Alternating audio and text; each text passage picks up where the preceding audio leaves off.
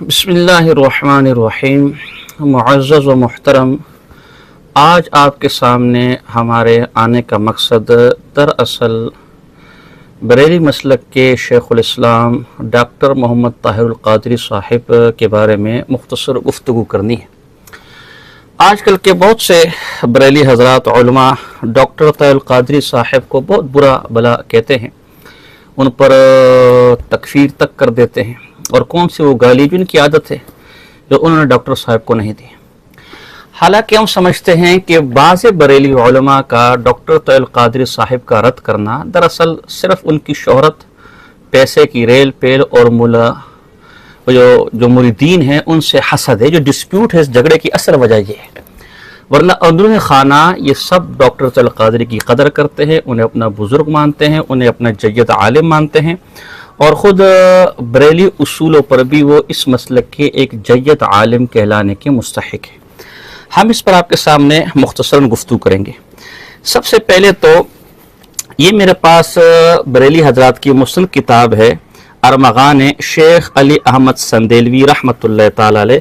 ان کے بہت مستند عالم تھے، اور دارالعلوم حزب الاحناف کے جو مفتی اعظم ہیں ان کی طرف سے، ان کی اجازت سے اور دیگر بریلی علماء کی اجازت سے یہ ادارہ بنا ہے، تو یہاں سے کتابیں شائع ہوتی ہیں۔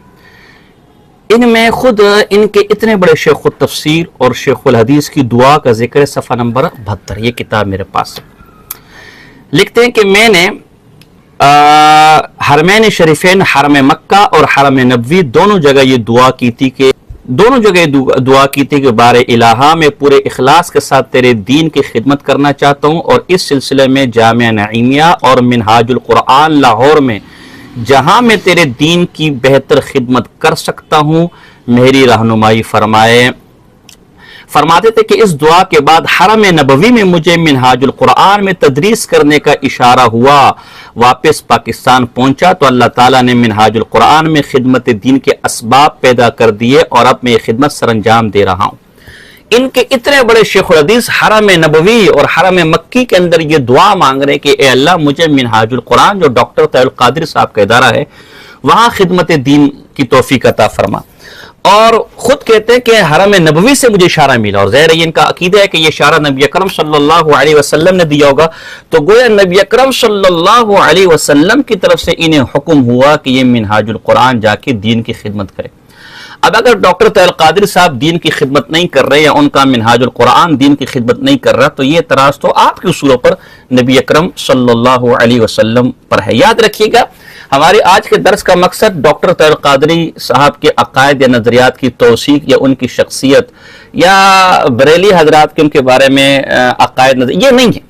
اس وقت ہم صرف اس غلط فہمی کو دور کرنا چاہتے ہیں کہ یہ جو انہوں نے ڈاکٹر طاہر القادری کو ایک کھڈے لائن لگایا ہوا ہے، اور یہ کہتے ہیں کہ ہمارا وہ معتبر نہیں ہے، ہم صرف یہ کہنا چاہتے ہیں کہ یہ بات غلط ہے، دھوکہ ہے، اور یہ ان کے بعض علماء کی طرف سے محض حسد کی وجہ سے، اور ڈاکٹر قادری صاحب کی کتابوں، علم اور پیسوں کی ریل پیل اور مریدین کی عقیدت کی وجہ سے وہ اپنے مریدین کو بچانے کے لیے سب وہ کر رہے ہیں۔ ایک حوالہ آپ کے سامنے ہو گیا۔ یہ دوسرا حوالہ اس وقت جو میرے پاس کتاب ہے، یہ ڈاکٹر اشرف آصف گوندل، یہ ان کے مدرسے کے شیخ الحدیث مولانا مفتی محمد جاوید اقبال سیالوی جلالی نے لکھی ہے، اور نیٹ پر آپ سرچ کر سکتے ہیں کہ زاہد نعمانی اور دیگر ان کے لوگوں نے باقاعدہ اس پر ایک کلپ بنایا اس کتاب کی توثیق پر، تعریف پر۔ اس کتاب کے اندر بڑی دلچسپ بات ہے، اس کتاب کے صفحہ نمبر 382، یہ صفحہ نمبر 382 ہے، اس میں عنوان ہے پروفیسر ڈاکٹر محمد طاہر القادری۔ عصر حاضر کے مشہور پروفیسر ڈاکٹر محمد طاہر القادری ڈاکٹر صاحب کے چاہنے والے بہت سارے لوگ ہیں، ہر آدمی اس عبارت سے اندازہ لگا لے گا کہ یہاں تعریف ہو رہی ہے۔ ہمیں ان سے کوئی ذاتی اختلاف نہیں ہے، اور ہمارے قائد محترم قبلہ جلالی صاحب نے مختلف مسائل پر ان سے اختلاف کیا، اور ڈاکٹر صاحب نے بھی بڑے ٹھنڈے دل سے، اس کا مطلب ہے بدتمیز آدمی نہیں ہے ڈاکٹر صاحب، اچھا آدمی ہے، بڑے دل کا مالک ہے، ٹھنڈے دل کے ساتھ اپنے مخالفین کی باتیں سنتا ہے، ڈاکٹر جلالی کی طرح گلا پھاڑتا نہیں ہے جو ہے نا، اس کو قبول کیا، اور ان باتوں کا جواب دینے کے بجائے خاموشی میں عافیت سمجھی۔ علماء کا اختلاف ہر زمانے میں خاموشی، اس لیے ڈاکٹر طاہر القادری نے سمجھی کہ آگے ڈاکٹر اشرف آصف جلالی جیسا ضدی اور بدتمیز اور بد تہذیب آدمی کوئی بھی صاحب علم اس کو منہ لگانا شاید گوارا نہ کرے، الا یہ کہ کوئی بہت سخت مجبوری ہو۔ ہر زمانے میں ہوتا ہے۔ دلچسپ بات یہ کہ علماء کے اختلاف ہر زمانے میں ہوتا رہا ہے، بلکہ خیر القرون میں بھی ہوتا رہا، یہ کوئی نئی بات نہیں۔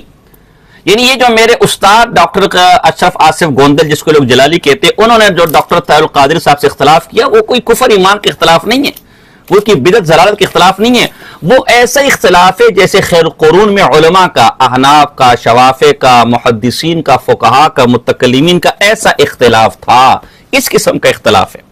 آگے چلیے، یہ تیسرا والا دلچسپ بات، یہ میرے پاس کتاب ہے دعوت اسلامی کے خلاف پروپیگنڈے کا جائزہ ہے۔ یہ تنظیم اہل سنت پاکستان نے اس کو شائع کیا ہے، اور اس کے مؤلف مولانا ابو طیب محمد یونس ظہور قادری رضوی عطاری، کمپوزنگ مولانا محمد ظفر قادری رضوی نے کی ہے۔ تنظیم اہل سنت نے اس کو چھاپا ہے، جس کے بڑے بڑے بریلی حضرات سرپرست رہ چکے ہیں۔ اس میں استفتاء ہے، صفحہ نمبر 169 179۔ کیا استفتاء ہے؟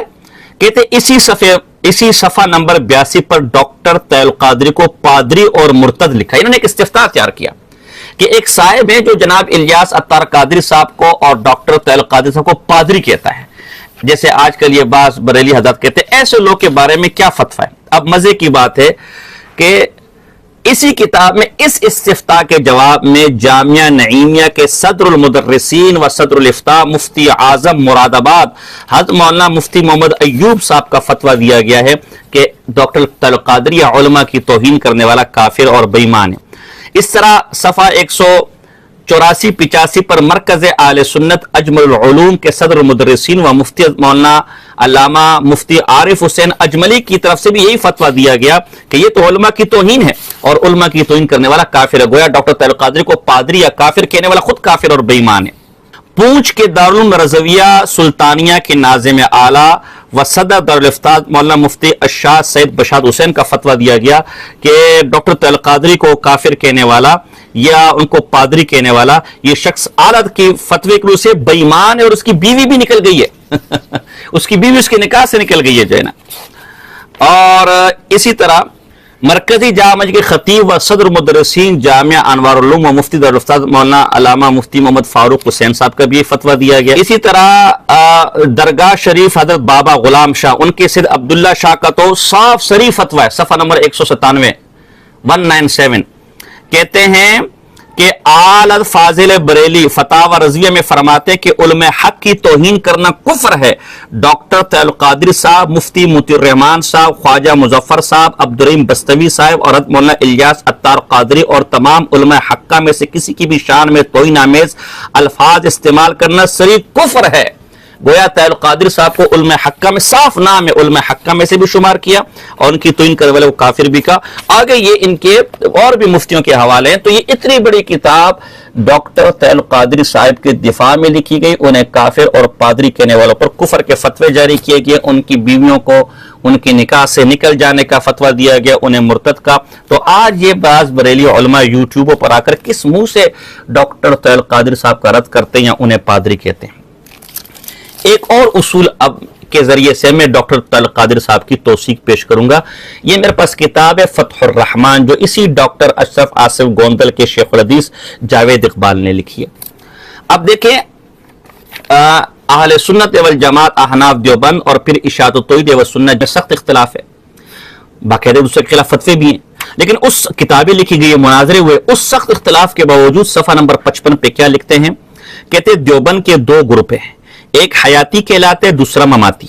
جس طرح سیاسی میدان میں ہمیشہ ان کے دو گروپ رہے ہیں دنیاوی مفادات حاصل کرنے کے لیے، تو اسی طرح علماء اہل سنت کے قریب ہونے کے لیے ایک گروپ حیاتی بن گیا اور وہابیہ نجدیہ سے مفادات لینے کے لیے دوسرا مماتی۔ اول ذکر کہتے ہیں کہ حضور اپنی قبر مبارک میں زندہ ہیں، اور دوسرا کہتے ہیں کہ مر کر مٹی میں مل گئے، معاذ اللہ ثم معاذ اللہ، اور ایک دوسرے پر فتویٰ بازی کی آخر کرتے ہیں، اس موضوع پر مناظرے بھی کرتے ہیں، اندرونی طور پر متفق ہیں کہ اسماعیل دہلوی نے جو کہا مر کر مٹی میں مل گیا وغیرہ درست ہے۔ تو ہم بھی یہ کہتے ہیں کہ آپ نے مفادات کے لیے کسی نے طاہر القادری پر فتوے لگا دیے، کسی نے اس پر فتوے لگا دیے، اندرونی طور پر آپ سب متفق ہیں جو بریلیوں کے عقائد علم غیب، حاضر ناظر، میلاد وغیرہ عادت کو ماننا، یہ ڈاکٹر طیب القادری صاحب بھی مانتے ہیں اور آپ بھی مانتے ہیں.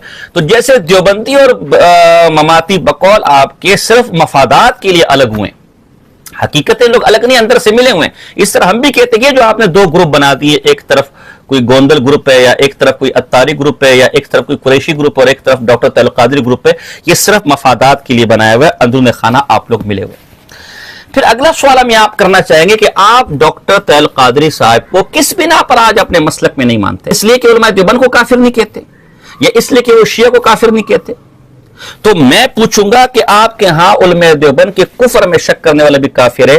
وہی مفتی منیب الرحمان صاحب ہیں جو علماء دیوبند کے لیے دعائیں مانگتے ہیں، انہیں مسلمان مانتے ہیں، ان کی مسجدوں کا افتتاح کرتے ہیں، ان کے پیچھے نمازیں پڑھتے ہیں. آپ نے اس مفتی منیب الرحمان صاحب محترم کو مفتی اعظم پاکستان بنایا ہوا ہے، مجدد وقت بنایا ہوا ہے، امام اہل سنت بنایا ہوا ہے. یہ دوہرا معیار کیوں؟ ایک کام ڈاکٹر طیب القادری کرے تو بقول آپ کے وہ پادری ہو جائے، اور وہی کام مفتی منیب الرحمان صاحب کرے. مفتی منیب الرحمان صاحب باقاعدہ شیعہ عالم کے مرنے پر اس کے لیے دعائیں مانگ رہے، مغفرت کی، تعزیت کے لیے. وہ ساری چیزیں چونکہ نیٹ پر موجود ہے، لہٰذا ہم اپنا وقت کیوں اس کو بار بار ذکر کر کے، اور جو ہمیں سنتے وہ ساری چیزیں وہ سن چکے.